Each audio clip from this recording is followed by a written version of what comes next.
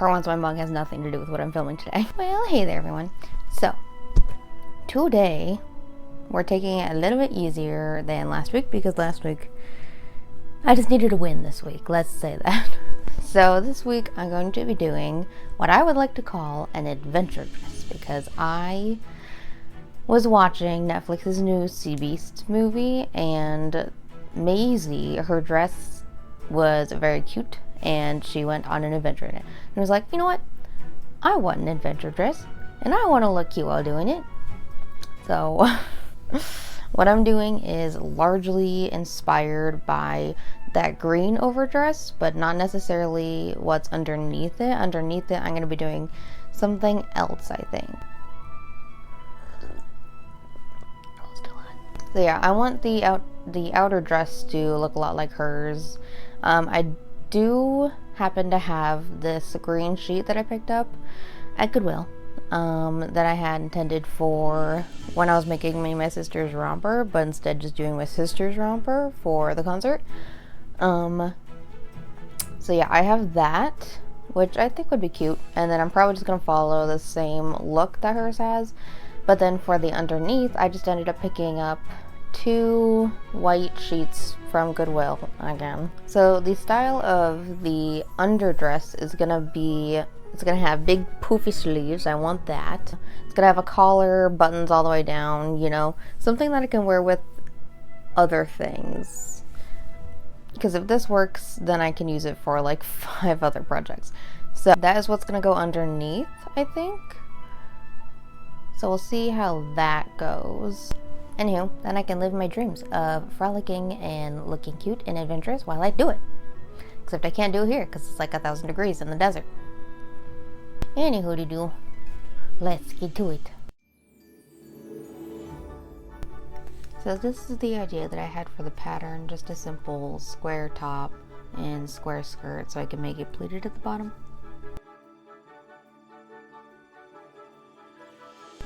To make the pattern for the top, I again went back to the trusty old corset pattern, and I just made it shorter and gave it a square neckline.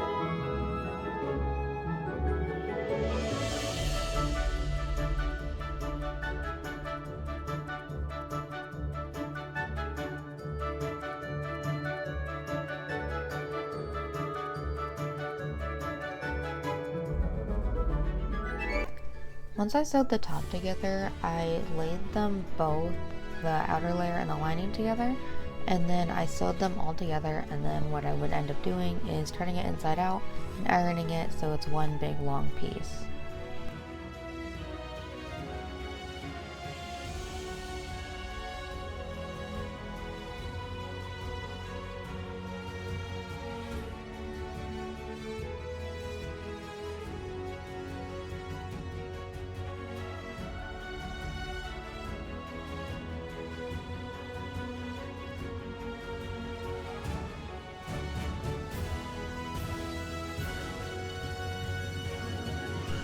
Since these straps are not connected to each other, I had to add 2 grommets on each strap so that I could put a string through and connect them.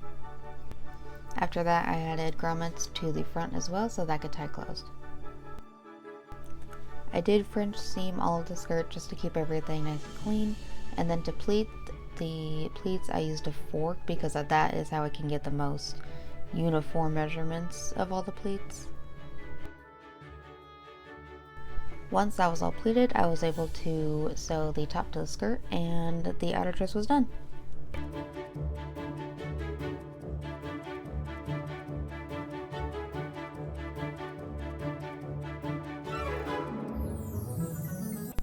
The pattern for the underdress that I ended up using was McCall's 8339 dress A or E, I believe.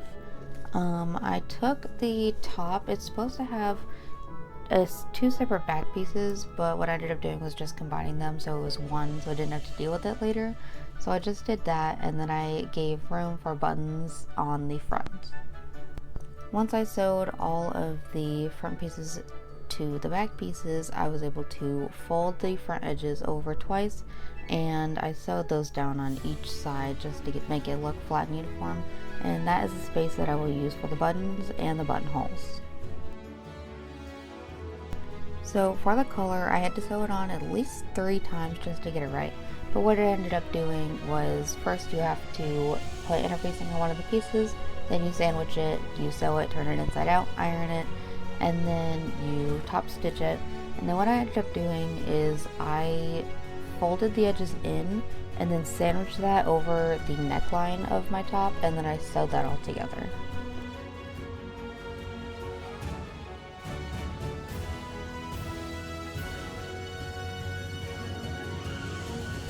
For the skirt, I used 4 panels of the skirt pattern that they gave me, but I did shorten it significantly. And I did French seam all of them just to keep it nice and fresh again.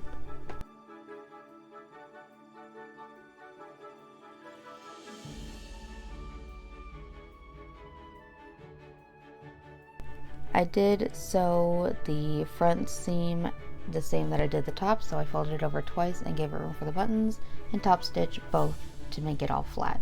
After that, I was able to add the buttonholes, as this is very satisfying to watch, and then like a million buttons. And then once I did that, I sewed the top to the skirt and it was all done.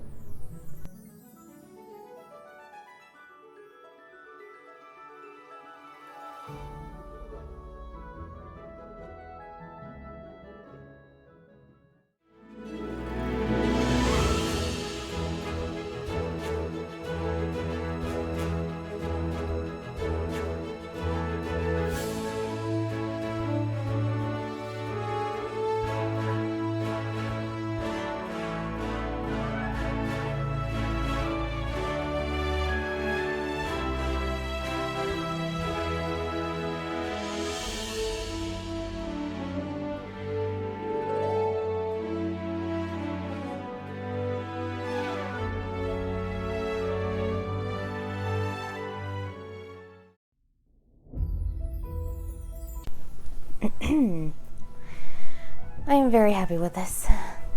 It is cottagecore, it is hobbitcore, it is Pride and Prejudice core, perhaps. It is very cute, and I feel like frolicking, except I can't because it's butts hot outside. Anyway, yeah, so this turned out really good. It does look a lot like the Sea Beast's Maisie dress, and this actually turned out pretty good. I do have to fix the bottom because it turned out uneven, so I'm probably just gonna fix that later for a later project. But altogether, I feel like Elizabeth Bennet. Like Empire waist, you know. So yeah, it's also like super comfortable. It might be a little warm in this here heat, but what can you do? I really liked the underdress and how it turned out because I can now use it for like 6 different projects, because you know how many dresses just have like a big bell sleeve white dress under it? Like 6 easily. So maybe my next like 6 weeks is just gonna be putting stuff on top of this. Who knows? Either way, I do have a couple of things lined up for it because I'm very excited. Yeah, I want to wear this every day, everywhere, because it is super comfortable, super cute, and I love it.